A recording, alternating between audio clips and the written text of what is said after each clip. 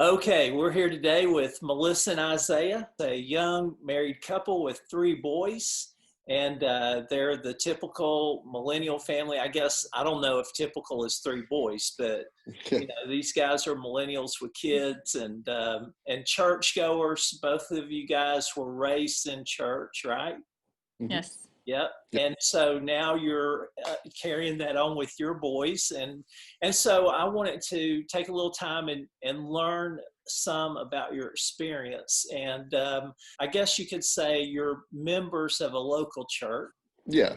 Yeah. Members of a local church. But since COVID, the realities have changed a lot and it's impacted you guys. And so that's what I want to kind of dig into. So just give me sort of a brief outline, I guess, of what was church before COVID. What was church for y'all?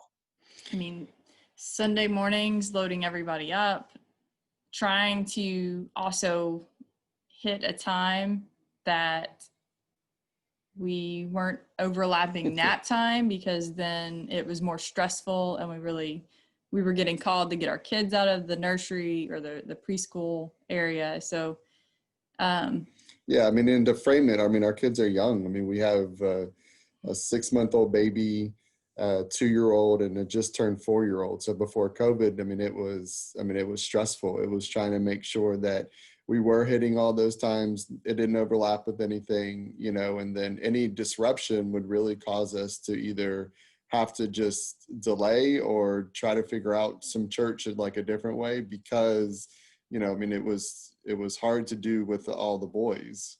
So it was already a struggle, even without introducing COVID into the picture. Oh, yeah, it was definitely hard, because when you're limited to just one Sunday service, it kind of was like, okay, who's going to stay in the back?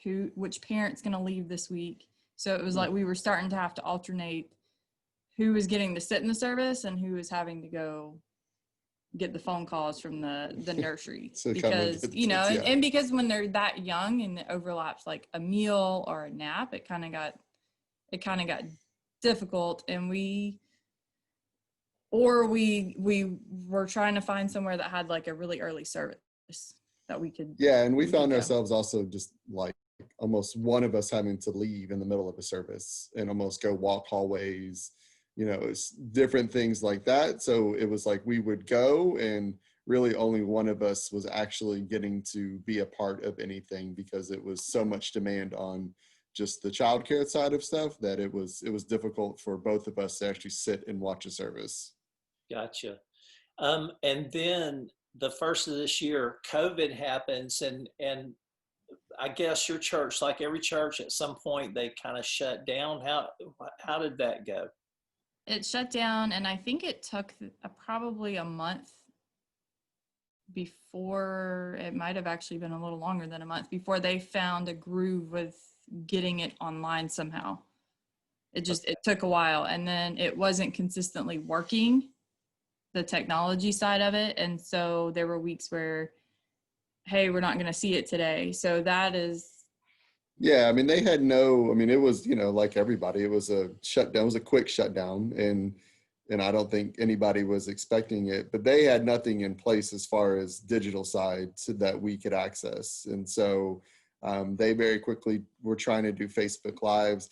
I don't even have a Facebook. She has a Facebook. So it was, struggling on that. The video was in and out, the music, everything the sound was choppy, and it just was I guess not an enjoyable watch, and it was just a hard watch, especially when you're at home.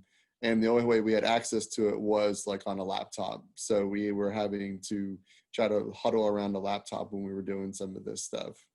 Okay. And so did that smooth out or what? How did things transition from there? I'll be honest, that's how we ended up starting to look for somewhere else that had the access that we needed, because like he said, he doesn't have Facebook. So it was kind of this, well, if you don't have Facebook, how are you supposed to view it? And I didn't have the Facebook app. So there were times that it wouldn't work just using a web browser. And also our boys really like to touch our laptops. So trying to pull a laptop out and watch church was just not. Yeah, our 2-year-old is a big fan of the power button. So anytime a laptop gets pulled out, he knows, and I don't know how, but he knows where the power button is. So we just hit it. So we would always just be rebooting over and over and over again. So it was, I mean, it was a stressful watch. And so we, like she was saying, is we started to look For somewhere that we had a little bit more access to digitally. Okay, so what would more access look like? What would y'all look for? Our TV happens to have the smart app, so we could pull up something that has YouTube or that had their own channel, and so we were able to view it for our TV versus having to have it on our laptop and be playing this game of move the laptop every 2 seconds to be able to view church. Another thing would be there were multiple service offers. Like it wasn't just one time, or it was one time and then it could be replayed. We've got another opportunity to say, hey, at this time we're going to come back together and watch church if we didn't watch it the first time it aired. Yeah, and just like, and like for me, like I'm a big podcast person, and so throughout the week I could re-listen to stuff, and you know, we were looking for somebody who already a church, you know, somewhere that already had just a large digital footprint that we could just kind of jump in and be a part of, that we already knew had solid foundational teaching. And so it was, I mean, it was when we were looking, you know, we were started like Melissa was saying, we started checking off these boxes like, hey, do they have multiple services? Because, you know, if the 9 doesn't work, then we can watch the 1. If the 1 doesn't watch, we can watch the 5, you know, I mean, so it really gave us some flexibility with what we were doing, and they post their stuff. So, I mean, like, you know, we're not the only millennial couple that will say, hey, Sunday might come and go, and it might just be a mess of a day with 3 boys and just being at home all the time, especially in the midst of COVID, that we could watch it, you know, then they post it we could watch it on Monday. We could, you know, sit down and digest it at a time that was a little more quieter in the house, where we could actually, you know, listen to what's going on. For me, I could throw on the podcast, and it was a good quality podcast where I could listen to and really get the preaching side of it and take that information from it. So what I'm hearing, and y'all confirm or, you know, clarify, what I'm hearing you guys say is maybe Sunday morning at 11 a.m. is not the most important part of church for you guys. Like, for us, I think it is not changing any part about the gospel. And it's not saying, because nothing about the gospel has to do with Sunday at 11 a.m. or Sunday at 12. It's finding somewhere that holds to the absolute truth and to what the gospel's teaching. And for us, we want that opportunity to learn and to grow. And with young children, and I'm sure that other couples our age are experiencing that, it's difficult to expect a 2 and a 4-year-old to kind of cooperate. Schedule. Yes. Yeah. To adhere and we do our best, and we want them to be involved. And you know, that leads into something else. That's the hardest part about not being in a physical building right now. But I've also found ways to still reach them. So one offering that we have found is that there is kids Bible studies that one of the churches puts out. So every week it's the lesson, and there's 2 different versions of it. There's a shorter version, like the 5-minute to 10-minute version, and then there's the 30-minute version for the older kids. And so that's something that we like to put on Sunday morning. So it's in their, and that is there, and then we can talk about it, and it kind of carries over. And so you're saying that's something in a building, right? They broadcast it on TV. Yeah, it's on the YouTube as well. And so it just allows a lot of flexibility for us to be able to, you know, for them to kind of come and go. If somebody needs to go get a snack, we can pause it for a second and then start it back up. And so it's, you know, I mean, it's a they've created a digital kids platform that is very good and catered towards kids. A lot of fun music, a lot of dancing, a lot of creative stuff that the kids can get involved in as well. And so it's allowed them to still be engaged. But yeah, I mean, the hardest part is the hybrid part would be just having somewhere for the kids to go would be the hardest part for us is, especially our 4-year-old, he likes physically being in a building in a church. And so, that's probably been the most difficult thing to navigate is he doesn't always get why we're not going still. Right.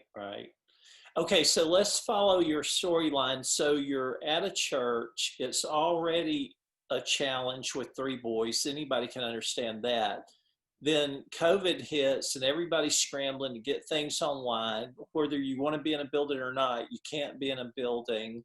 And somehow through this process, you guys begin to look for better alternatives because your church was ramping up. They were having to learn on the fly. Nothing against them. A lot of churches had to do that. Right. But for y'all, it's like we've just got to have something that's not Facebook only. We don't have Facebook. YouTube is more universal. We can watch it on our TV. All the issues that you shared earlier. And so now it sounds like from what I'm hearing, you guys have found sort of another place, another church that you guys are at some degree or another, you're plugging into that, letting this other church be your kind of ministry community, if you will. So is that right? Y'all are kind of. Yeah, I mean, we've started giving to them. We've been seeing what they've been doing in the community through the pandemic. Like they are every week they're going through stories of how they are still working in the community and ministering to people through COVID. For myself, something that we've looked at was finding, we know that they offer communities. So like we've been a part of a small group before and we know that they offer that. So that's something that with a newborn, we've been trying to figure out how to jump in and get plugged in with something like that. But they also have a women's ministry that is currently meeting. They're in a hybrid model. So they have allowed some people back in, but they are also streaming that and streaming it live so that there's this women's Bible study that's also going on. Okay. So, and that's something you've participated in? Yeah. So tell me how that kind of feels for you. Like, what does that look like? How does it work? How does the women's Bible It generally works holding a kid after they fall asleep. So, but that's the beauty of, I would have missed out completely if it would have just been face to face, especially having a newborn. It's really hard kind of that first year. And I was able to get on to sleep. And then it was like, hey, I was able to get in and versus having to drive somewhere at night, kind of in the middle of bedtime routine. And then come back, I was able to actually still be a part of it and was still able to hear the word that they were bringing, still be a part of the worship that they were doing. It's nice to have the community. And even though that is remote, it still feels like community. And it's a good way, I think, to still minister outside of that normal Sunday time. So that's interesting because I was thinking as she was talking that word community. So tell me how it feels like community to you, because it sounds to me like you guys are kind of taking it all in online. So how are you making, you're at this new church, you're taking it in online or on the television or however, how are you connecting as far as that community level goes? What does that look like? So I think our next move is actually getting plugged into one of they're just launching like digital small groups. Which I think a lot of churches have started to go that route. I mean, obviously with Zoom, that has really changed that, but they are trying to plug people together that are located, since so many people are digital right now, they are working on trying to get people who are close to each other in an actual community. So we live in Kennesaw, so it would be who around us that might attend also live close proximity to us, because we're probably not going to drive if it was somebody that lives 3 hours from here or even an hour away. So it's finding pockets of people that are meeting together online that are actually close together physically in a community. So how would you guys meet together online? I believe it would be probably using a platform like Zoom. Yeah, I mean, that's the way that it was promoted, was their groups would be, like she said, set up geographically, but then you would be put together just like on a Zoom. And I mean, they are really pushing the, hey, you know, meet, come together, you know, don't be isolated. And then you will be able to, you know, find people around you. And we know that you might not necessarily like go out and get together, because we've always been a part of small groups in any church that we've been in. And it's good. It is good community. But, you know, I mean, I don't know how much we'd actually go out or have 20 people over at our house right now. And but it would be a good way to just connect with some people through Zoom and to be able to talk and just, you know, do that Bible study and that shared experiences. Right. Yeah, or if you have the ability to get together with another couple or a family that has kids the same age, and you're able to meet up for something like that. Just ways to meet, but I guess in a safe way. And you're also, you know, you're doing your Bible study together in a larger group, but still in close proximity within a community. Right. So it sounds like what I'm hearing is you guys have pretty much kind of moved on to this church and what they're offering. I mean, the discussion that we keep having is, what do we do? You know, when everything really, because I mean, our church is opened up somewhat. Yeah. You know, some of the offerings are starting to, you know, what they are doing is opening up, but now we're in that limbo of just saying, what do we do? How do we go back to this local church? I mean, we didn't dislike it, but we really like the new church, you know. I mean, it's really fitting our life and our family, and it's like Melissa said, it's the word they bring is great, and it's good and it's solid, and like we don't have any questions about that. And so we're going, okay, like what is our next step? You know, do we need to get back into a physical church? But like we don't necessarily know what to do, to be honest with you, because it is a difficult decision.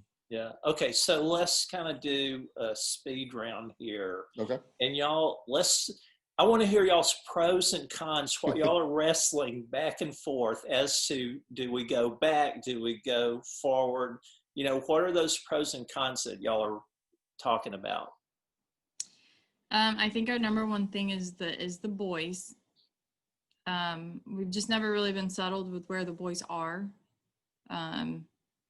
Even in the face when we were going before. So I think for me the big thing is the boys is kind of our number one like battle of if I don't know how else to say that. Pro would just like, we love what the online church is offering through the digital platform.